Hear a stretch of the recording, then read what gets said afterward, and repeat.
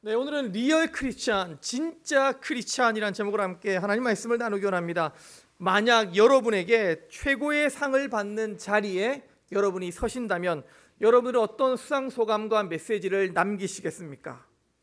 영화 배우로서 인생 최고의 무대는 나무주연상을 받는 자리일 것입니다. 시간이 조금 지났지만 2016년 제51회 대만 금종상 나무주연상을 수상한 이 대만 배우인 이천주라는 이 배우의 수상 소감을 잠깐 한번 영상으로 한번 보도록 하겠습니다.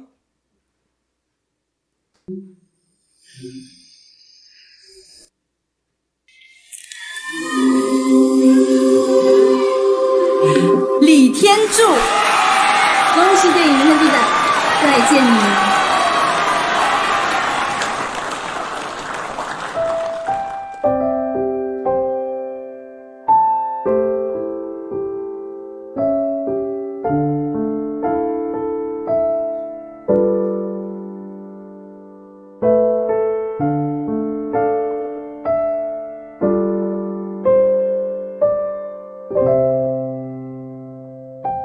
你们都很棒，只是上帝拣选了我。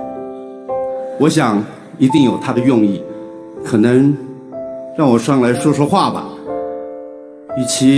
我想了一下，与其跟大伙儿一样，那么千篇一律的谢谢这个谢谢那个，感谢是不用说的，每一个人我们都值得感谢。可是你们想不想听一些不一样的？我是个基督徒，那么就用我的方式，我跟我的神，让我们这个大家庭，我们现在共聚一堂。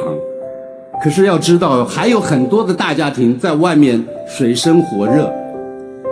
让我用我的圣经里面的主导文来为这片土地上面的人来祷告，好吗？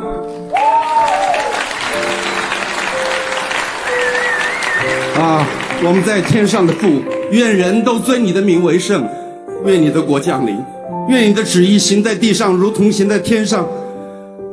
我们日用的饮食，今日赐给我们，免我们的债，如同我们免了人的债，不叫我们遇见试探，救我们脱离凶恶，因为国度、权柄、荣耀全是你的，直到永远。阿们。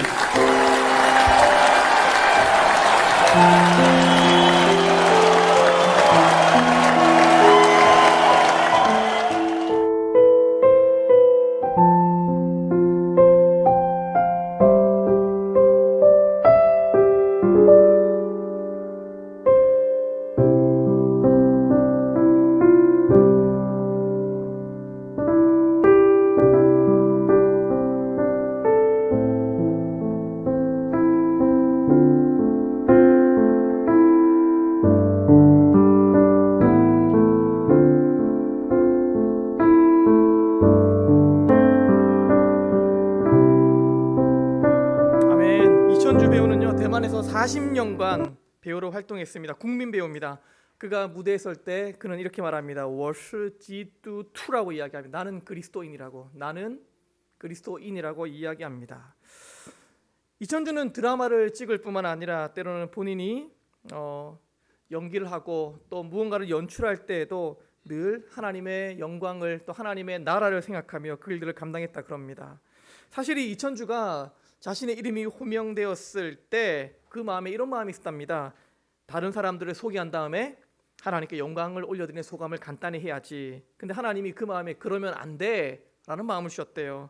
그리고 순간 고민하다가 예수의 기도, 주기도문이 생각이 나서 그 많은 사람들 앞에서 주기도문을 외치는 상황이 되었습니다. 물론 많은 사람들은 기립박수를 쳤습니다. 하지만 여전히 언론은 부정적이고 비판적이었습니다. 경솔했다라고 이야기하기도 했습니다. 하지만 그는 이렇게 말합니다. 하나님이 나를 알아주면 충분하다고요. 하나님이 나를 알아주면 충분하다고 이야기합니다. 그는 연출자로도 많은 일들을 했습니다. 함께 집으로 돌아가자라는 연극을 준비했습니다. 아마 이 연극의 메시지는 이렇습니다. 천국이 진정한 우리의 집이다. 천국으로 돌아가자, 집으로 가자. 근데 3회를 공양하는 동안 7,000명의 사람들이 왔고 거기에 온 약 10%, 700명의 사람들이 예수님을 영접하는 놀라운 기적의 현장이 일어나게 되었습니다. 이천주 그의 삶을 빛나게 만들어준 것이 무엇일까요? 아마 나는 그리스도인이다라는 자신의 정체성, 아이덴티티성이었기 때문이 아닐까요? 정확한 자신의 정체성을 가지고 살아가는 사람, 그들은 그의 삶의 자리에서 흔적들을 남기게 되는 것 같습니다. 오늘 읽으셨던 이 본문은요, 베드로와 요한이 성전 미문에 앉아있는 안전뱅이를 고칩니다. 금과 은은 내게 없거니와 내게 있는 예수의 이름으로 명하노니 일어나 걸으라. 근데 놀랍게도 그 안전뱅이가 일어나 걷기 시작합니다. 그리고 베드로와 요한은요, 솔로몬 행각에 가서 예수님의 죽으심과 부활하심을 많은 사람들에게 전하고 가르칩니다. 이 소문이 금방 유대 종교 지도자들에게 전해집니다. 그들이 예수님의 죽으심과 부활에 대해 전하자 저들이 무슨 권리로 가르치냐고 우리와 다른 교리를 가르친다라고 그들을 잡아 감옥에 가두어 버립니다. 베드로와 요한은 신문합니다. 어떤 죄를 찾아내려고 신문했지만 아무 죄도 찾지 못합니다. 협박하지만 찾을 수가 없었습니다. 그리고 이렇게 이야기합니다. 다시는 예수의 이름으로 말하지도 말고 가르치도 말라 라며 협박하며 그들을 풀어줍니다. 근데 베드로와 요한은요, 그 협박이 통하지 않습니다. 가는 곳마다 예수를 전하고 예수의 죽으심과 부활하심을 전하기 시작합니다. 무엇이 베드로와 요한의 마음을 이렇게 담대하게 만들었을까요? 아니요, 베드로와 요한이 처음부터 그들의 마음이 이렇게 담대했을까요? 아닙니다. 성경은 그렇게 말하고 있지 않습니다. 무언가 계기가 있다라는 거예요. 무언가 변화의 시점이 있다라는 거예요. 베드로와 요한, 그들이 담대하게 예수 그리스도의 죽으심과 부활하심을 전할 수 있는 이유, 그 이유가 무엇일까요? 아니요, 그들이 진짜 크리스찬으로 그리스도인으로 살아가기 위해 그들은 무엇을 결심했으며 다짐했을까요? 진짜 크리스찬 어떠한 사람일까요? 첫 번째입니다. 진짜 크리스찬은요, 복음에 대한 정확한 확신을 가지고 있는 사람입니다. 13절에 있는 말씀 앞에 있는 화면인데요, 다 같이 한번 읽겠습니다. 시작.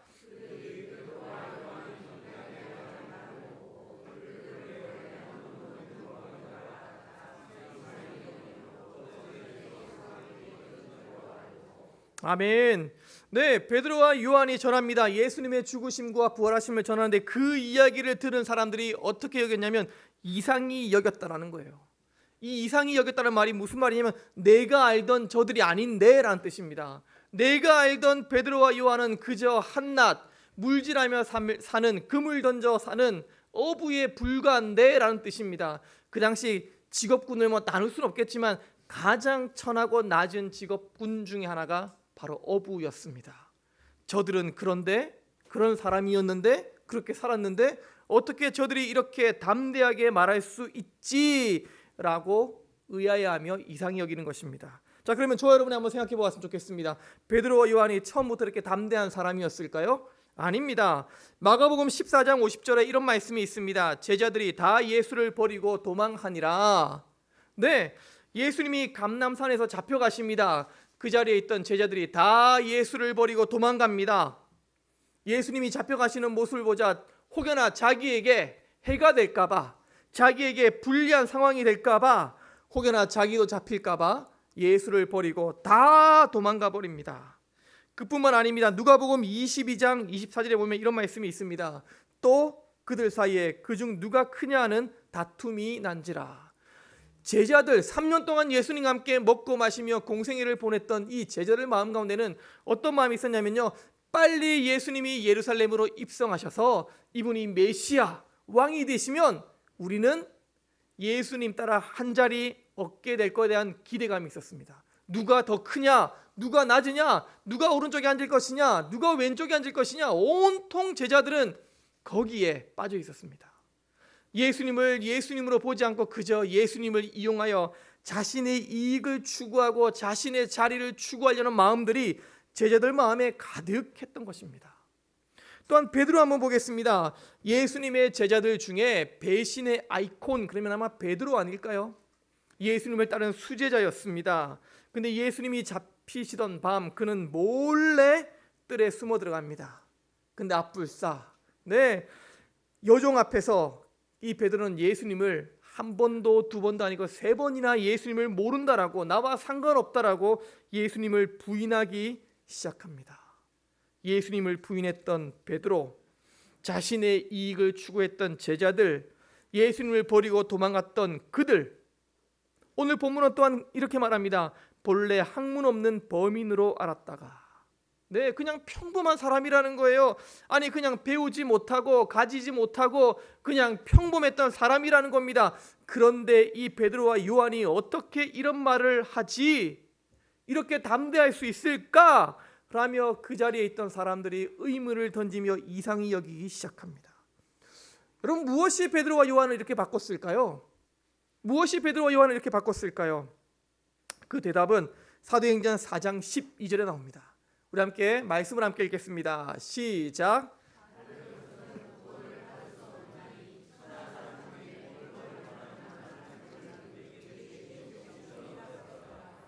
아멘.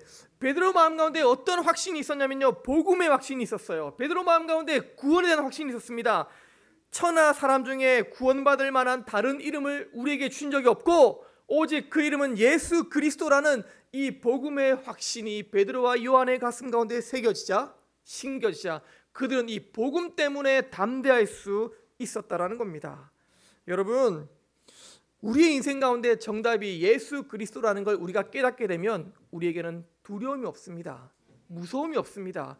주님이 나와 함께 하시고 나의 삶을 붙잡아 주시기 때문에 우리는 더 이상 두려워할 필요도 없다라는 것입니다. 제가 해외 선교를 다녀온 한 목사님에게 들은 이야기입니다. 그분이 요르단으로 선교를 다녀오셨습니다.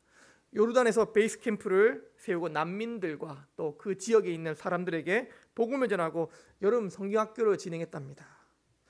그때 한 자매가 참석했대요. 한 20살 정도 된 자매가 참석해서 은혜를 받았어요. 하나님이 그 자매의 마음을 터치하여 주시고 이 자매의 삶의 어떤 가치관들을 완전히 바꾸어 주었습니다. 요르단 지역은 여전히 이슬람이 굉장히 많은 종교입니다. 이 자매도 요르단에서 이슬람을 믿는 무슬림이었습니다. 이 무슬림들은 늘 히잡을 쓰고 다닙니다. 자신의 얼굴을 가리는 히잡을 쓰고 다닙니다. 그런데 예수님을 만난 이 자매가요, 예수님을 믿는 그 믿음 가운데 믿음의 용기로 히잡을 벗어버립니다. 그리고 며칠이 지나 이 자매가 다시 그 모임에 왔는데 이 머리가 다 머리카락이 잘려 있는 거예요. 네, 이 자매의 아버지가 히잡을 벗었다는 이유로 머리카락을 다 잘라버리고 때로는 구타 가운데 왔더라는 거예요. 이 자매가 핍박과 고난 속에서도 히잡을 벗을 수 있었던 이유가 무엇일까요? 이 자매는 분명히 확신했을 것입니다. 맞아, 구원받을 수 있는 다른 이름 없어. 오직 구원받을 수 있는 이름은 예수 그리스도밖에 없어 라는 그 구원의 확신이 이 자매의 삶을 송두리째 바꾸어 놓았다라는 거예요. 여러분, 그것이 복음의 능력입니다. 그것이 복음의 소망이고 복음의 희망입니다. 여러분, 예수 믿으면 부자 된다는 확신이 아닙니다. 예수 믿으면 건강하게 된다는 확신도 아닙니다. 예수 믿으면 회사가 잘 된다는 확신도 아닙니다. 예수 믿으면 내 자녀가 좋은 대학에 간다는 확신도 아닙니다. 이보다 더 중요한 확신이 있습니다. 예수 믿으면 내가 구원받는다라는 확신입니다. 여러분, 저를 한번 따라해 주십시오. 예수 믿으면 구원받습니다. 다른 이름으로 결코 구원받을 수 없습니다. 여러분, 믿으십니까? 걱정이었고 두려움 가운데 있던 자신의 이익을 따지며 살아갔던 베드로와 요한이 이렇게 담대해질 수 있었던 이유는 그 마음 가운데 예수 그리스도의 죽으심과 부활하심, 그 사실이 그 마음에 새겨졌기 때문이 아닐까요? 여러분, 오늘을 살아가고 내일을 살아가고 한 주를 살아가는 저 여러분의 가슴 가운데 예수 그리스도의 십자가의 죽으심과 부활하심이 가득하시길 바랍니다. 그리고 그 부활하심을 믿는 가운데 나는 오늘 죽어도 천국 갈 수 있다는 이 확신이 우리의 삶의 두려움과 염려와 걱정들을 몰아내는 아주 중요한 하나님의 은혜가 될 줄 믿습니다. 진짜 크리스찬이 되기 위해서 무엇을 해야 될까요? 두 번째입니다. 사람의 말보다 하나님의 말씀에 순종할 수 있어야 됩니다. 말씀이 조금 긴데요, 그럼에도 불구하고 한번 같이 읽겠습니다. 오늘 본문 18절부터 20절까지 우리 함께 다 같이 읽겠습니다. 시작.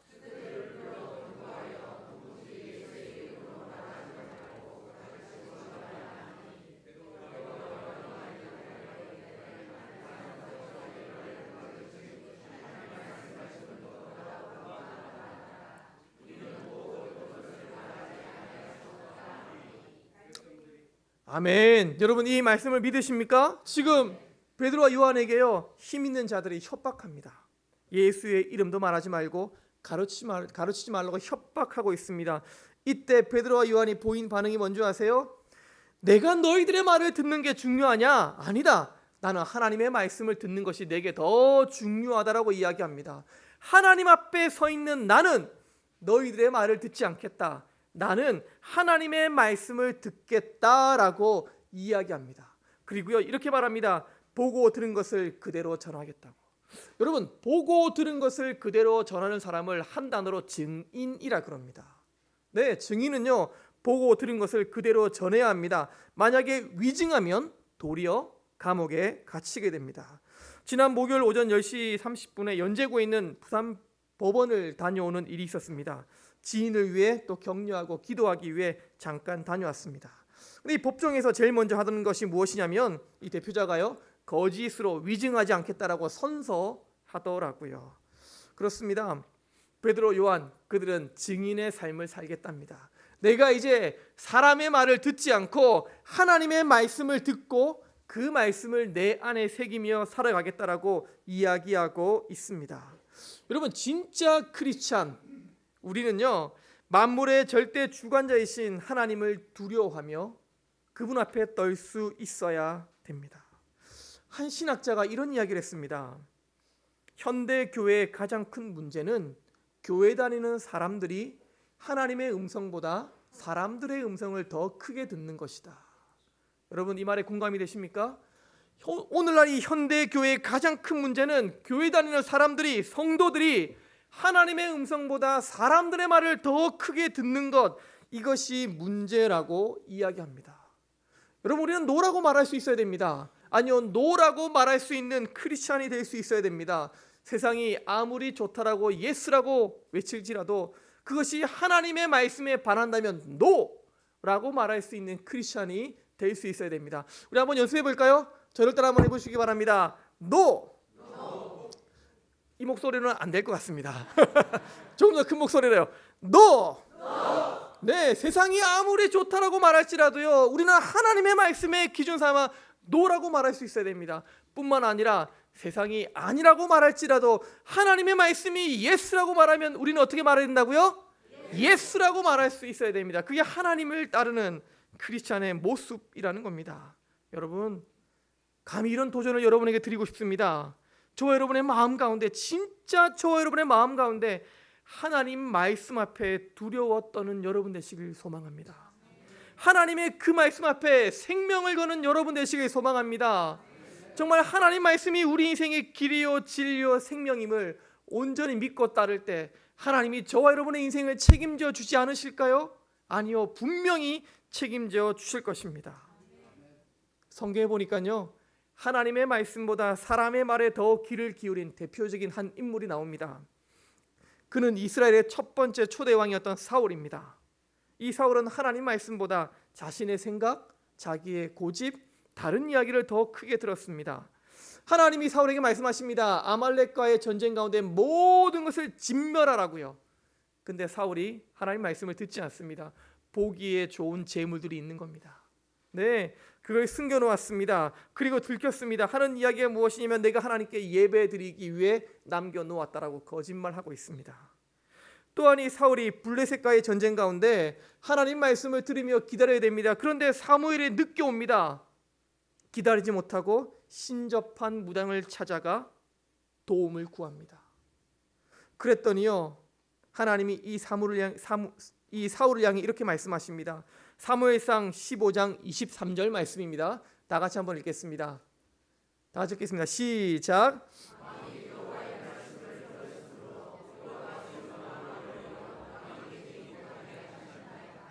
아멘. 여러분 얼마나 무서운 말씀입니까? 왕이 여호와의 말씀을 버렸으므로 여호와께서는 왕을 버려 왕이 되지 못하게 하셨나이다. 이렇게 말씀하시는 하나님 마음도 힘들었을 겁니다. 사울을 누가 세웠습니까? 하나님이 세우셨잖아요. 하지만 하나님도 어쩔 수 없는 게 있나 봅니다. 왕이 여호와의 말씀을 버렸으므로 여호와께서는 왕을 버려 왕이 되지 못하게 하셨나이다. 여러분, 이 말씀이 얼마나 두려운 말씀인지 모릅니다. 하지만 우리가 반드시 기억해야 될 말씀입니다. 하나님, 내가 하나님의 말씀을 버리지 않게 도와주십시오. 하나님, 내가 하나님 말씀 앞에 떨게 도와주십시오. 내가 하나님 말씀 앞에 내 생명을 걸어볼 수 있도록 주님 도와주십시오. 하나님 말씀 없이는 하나님, 나는 못 삽니다. 하나님 말씀이 내 인생의 길이요 진리가 되게 도와주십시오. 여러분, 갈라디아서 1장 10절에 이런 말씀이 있습니다. 이제 내가 사람들에게 좋게 하랴, 하나님께 좋게 하랴, 사람들에게 기쁨을 주랴. 내가 지금까지 사람들의 기쁨을 구하였다면 그리스도의 종이 아니니라. 나는 이제부터 사람들의 기쁨이 되는 것이 아니라 하나님의 기쁨이 되겠노라고 다짐합니다. 나는 이제부터 하나님의 말씀을 따라 순종하며 그 하나님 말씀 안에 거하며 하나님의 기쁨이 되겠노라고 다짐합니다. 여러분, 사람들의 말을 크게 듣는 것이 아니라 하나님의 말씀을 크게 들을 수 있는 귀를 가지시길 바랍니다. 그리고 그 말씀에 순종할 때 하나님이 우리의 인생을 책임져 주시며 우리가 이 땅 가운데 진짜 그리스도인으로 살아가지 않을까요? 세 번째로는요, 성령으로 충만한 사람입니다. 진짜 그리스도인, 성령으로 충만한 사람입니다. 31절에 보니 이런 말씀이 있습니다. 빌기를 다음에 모인 곳이 진동하더니 무리가 다 성령이 충만하여 담대히 하나님의 말씀을 전하니라.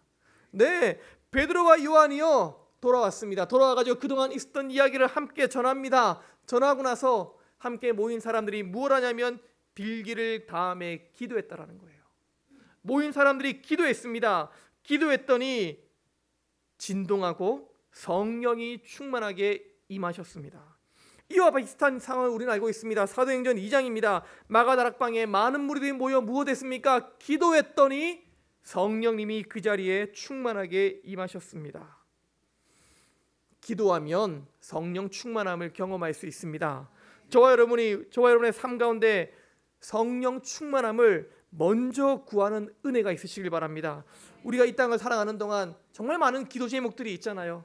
때론 필요를 채우시는 하나님을 구하며 또한 우리의 도움 되신 하나님을 구할 때가 있습니다. 하지만 그 기도보다 먼저 선행되는 것이 성령님, 오늘도 나의 삶 가운데 충만히 임재하여 주시고 성령님, 나의 삶을 다스려 주십시오. 우리의 기도가 먼저 성령 충만함을 구하는 기도가 되면 어떨까요? 성령 충만함을 구한 그들 무엇 하는 줄 아세요? 4장 31절에 보니까 성령 충만한 그들이 무엇을 하냐면 담대히 하나님의 말씀을 전하더라는 거예요. 기도했습니다. 성령 충만함을 경험했습니다. 그리고 하나님의 말씀을 담대히 전합니다. 한번 역으로 한번 생각해 보면 하나님의 말씀 안에 거할 때 성령 충만할 수 있더라는 겁니다. 기도하는 가운데 성령 충만함을 경험할 수 있게 되더라는 것입니다. 시편의 기자는 1편에서 이렇게 고백합니다. 오직 여호와의 율법을 즐거워하며 그의 율법을 주야로 묵상하는도다. 하나님의 말씀을 즐거워하며 하나님의 말씀을 묵상하는 그에게는 성령님이 분명히 임하지 않으실까요? 하나님께 도움을 구하는, 기도를 구하는 그에게는 성령님이 충만하게 역사하지 않으실까요? 여러분, 우리의 삶 가운데 성령님 왜 내게는 임하지 않으십니까? 성령님 왜 내게는 역사하지 않으십니까? 라는 고백이 아니라 성령님의 역사하심을 구하며 우리의 기도의 자리와 우리의 말씀의 자리가 회복될 때 성령님이 우리의 삶 가운데 충만히 임하실 줄 믿습니다. 말씀과 기도는요, 자동차의 기름과 같습니다. 아무리 좋은 자동차가 있다 할지라도 기름이 없으면 그 자동차는 움직일 수가 없습니다. 그리스도인 우리의 삶이 주님이 부르시는 그날까지 이 땅을 살아가는 동안 진짜 그리스도인이 되기 위해서, 아니요, 그 삶을 살아가기 위해서는 늘 우리에게는 하나님의 말씀과 기도가 너무나 필요하더라는 것입니다. 말씀과 기도 가운데 우리의 믿음은 자라갑니다. 근데 여러분에게 이런 질문 드리고 싶습니다. 여러분, 믿음이 무엇일까요? 믿음이 무엇냐고 누군가 물으신다면 무엇이라고 대답하시겠습니까? 믿음이 무엇일까요? 아마 믿음은요, 해석일지 모르겠습니다. 똑같은 것을 보고도 누군가는 부정적인 걸 이야기합니다. 똑같은 것을 보고도 누군가는 긍정적인 것을 이야기합니다. 믿음, 맞아. 하나님이 내 삶을 책임져 주시고 지금까지 인도하신 하나님이 나의 삶을 앞으로도 인도해 주실 거야 라는 이 믿음이 있다면요, 똑같은 것을 보았을 때에 부정이 아니라 하나님의 인도하심을 또한 긍정을 선택하지 않을까요? 여러분, 믿음이 있다는 건요, 하나님이 내 인생을 책임져 주실 것이라는 확신을 가지고 있는 겁니다. 때론 지금 내 삶에 힘듦이 있고 어려움이 있습니다. 하지만 믿음이 있는 사람은요, 이 상황을 통해 하나님 어떻게 일하길 원하십니까? 하나님, 지금 내가 너무 힘들고 어렵고 외롭습니다. 하지만 나의 삶 가운데 하나님, 내가 무엇을 깨닫기 원하십니까? 하나님, 이 상황을 통해 내가 다듬어지고 내가 견고해지고 내가 세워지기 원합니다. 여러분, 믿음은요, 해석이라는 거예요. 하나님을 믿는 그 신앙 가운데 내게 주어진 상황들을 잘 해석하는 것입니다. 저와 여러분은 늘, 저 안에도 그런 갈망이 있습니다. 이 갈라디아서 5장 22절에 있는 말씀, 오직 성령의 열매는 사랑과 희락과 화평과 오래 참음과 자비와 양성과 충성과 온유와 절제니, 이와 같은 열매를 맺고 싶지 않으십니까? 아니요, 목사님, 저도 이런 열매를 맺고 싶습니다. 저의 삶 가운데 좀 이런 열매들이 주렁주렁 맺어졌으면 좋겠습니다. 근데 이런 성령의 9가지 열매가 맺어지는 방법이 뭔지 아세요? 요한복음 15장 4절에 기록되어 있습니다. 내 안에 거하라, 나도 너의 안에 거하리라. 가지가 포도나무에 붙어 있지 아니하면 스스로 열매를 맺을 수 없음 같이 너희도 내 안에 있지 아니하면 그리하리라. 우리를 가지래요. 저 여러분은 가지입니다. 네, 열매는 가지에서 맺어지게 됩니다. 가지입니다. 근데 이 가지가 열매를 맺기 위해 중요한 게 있습니다. 가지가 아무리 자신의 힘으로 용을 쓰고 노력해도요, 가지는 자신의 힘으로 열매를 맺을 수가 없습니다. 가지는요, 나무에 딱 붙어 있으면 자동적으로 열매가 맺어지게 됩니다. 저와 여러분이 주님 앞에 딱 붙어 있으면 우리의 삶 가운데 성령의 9가지 열매들이 자동적으로 맺어지게 될 것입니다. 내가 맺기 위해, 내가 이걸 맺기 위해 힘쓰고 용쓰는 것이 아닙니다. 그냥 가지는요, 나무에 붙어 있으면 열매들이 자동적으로 맺어지게 됩니다. 우리 안에 성령의 열매들을 갈망하고 바라는 우리의 마음 가운데 오늘 하루도, 아니요 한 주간도 주님 앞에 딱 붙어 있으며 그분 안에 거하는 여러분 되시길 주님의 이름으로 축복합니다. 여러분, 진짜 그리스도인이요, 복음의 확신을 가지고 살아가는 그리스도인입니다. 진짜 그리스도인이요, 사람이 아니라 하나님 말씀을 두려워하며 떠는 사람입니다. 진짜 그리스도인이요, 예수님께 딱 붙어 있으면서 성령의 열매들을 삶으로 맺어낼 수 있는 사람입니다. 진짜 그리스도인의 삶을, 오늘 이 말씀을 기억하며 한 주간 주님의 은혜 가운데 그분의 도우심을 구하며 살아가시길 주님의 이름으로 축복합니다.